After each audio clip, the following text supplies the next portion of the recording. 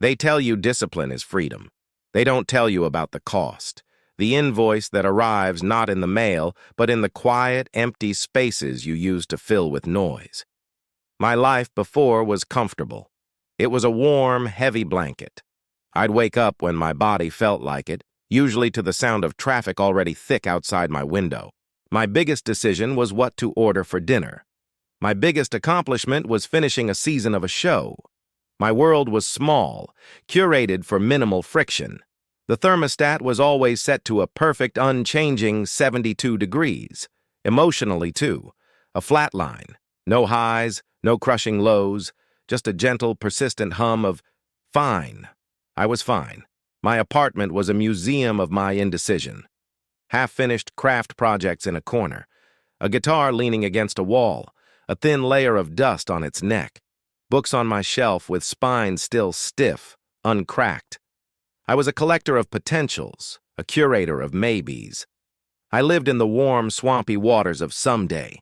Someday I'd get fit, someday I'd learn the guitar, someday I'd feel awake. The first shift happened on a perfectly ordinary Thursday. I was scrolling through my phone, my thumb a mindless metronome, and I saw a video of a man my age running a marathon. He collapsed at the finish line, not from exhaustion, but from something else. Something that looked like joy. A raw, messy, overwhelming joy. And he was crying, sobbing. But his face was lit from within, and a thought, clear and cold as ice, cut through the fog in my head. I have never felt anything that deeply. It wasn't envy, it was a kind of grief, a mourning for a feeling I had never allowed myself to experience because it was too far outside the 72-degree comfort of my life. The pursuit of comfort had made me a ghost in my own skin. So, I decided to get disciplined. I crafted a perfect plan. 5 a.m. wake-up. Hour of learning. Hour of exercise. Perfect diet. No junk, no wasted time. I was going to build a new life, brick by disciplined brick. The rising tension was a civil war. My mind was the battlefield, and every morning at 4:55 a.m., the artillery barrage began. The alarm was a shriek in the darkness, a violation. My body would rebel, every cell screaming to go back to the warm, heavy blanket. Just 5 more minutes. You deserve it. This is stupid. You're tired. The negotiation was a daily torture. I'd lie there, the two versions of me wrestling in the silence. The old me, comfortable and seductive. The new me, rigid and demanding. I'd force myself out, into the cold, dark living room. I'd open a language textbook, my eyes gritty and unfocused. The words swam on the page. My brain felt like sludge. This was supposed to be growth?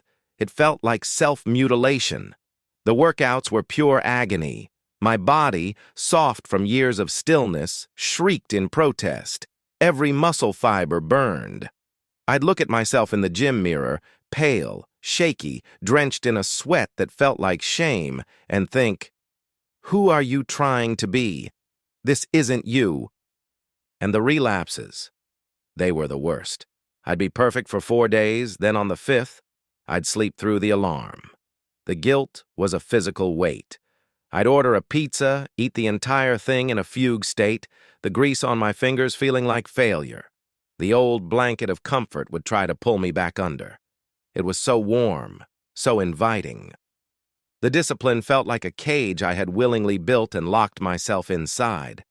Every checked box on my habit tracker was another bar. I was more miserable than I had ever been in my comfortable stagnation. At least then, I hadn't known the taste of this specific acidic failure.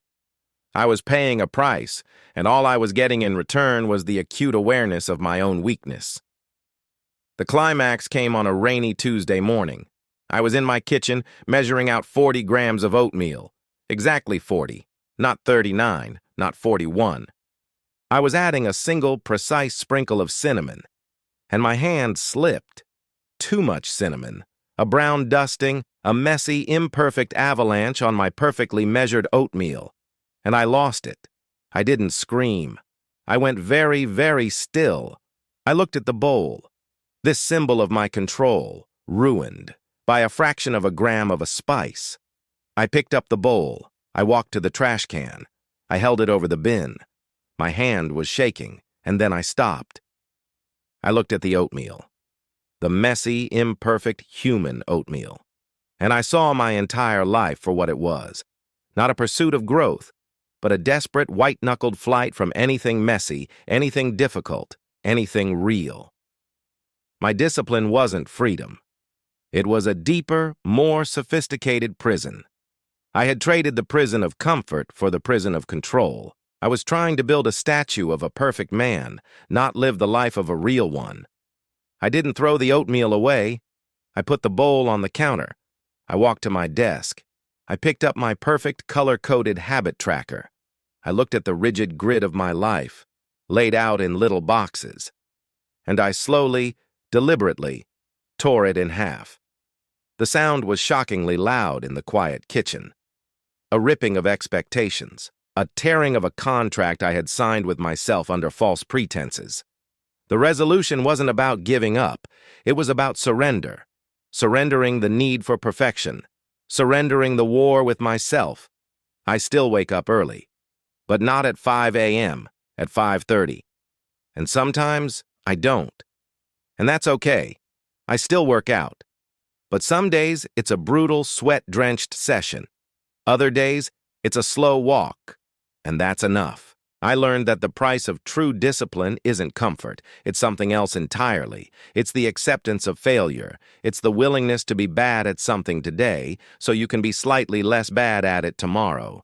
It's the courage to face the messy, chaotic, unpredictable nature of growth. The real discipline was in letting go. Letting go of the all-or-nothing mindset. Letting go of the need for a perfect record. Letting go of the statue I was trying to carve. And starting to tend the garden that was already there. My apartment isn't a museum anymore. It's a workshop. There are wood shavings on the floor from a carving project I'm still mediocre at. The guitar has a new string and I can play 3 chords. Badly. But the sound is real. It's a real sound in a real room made by real, imperfect hands. The price of discipline is your illusion of control. You pay it in the currency of your own ego. And what you get in return, it's not a six-pack or a new language. It's smaller, quieter. It's the ability to look at a bowl of imperfect oatmeal and not see failure. You see breakfast, and you eat it, and it tastes just fine.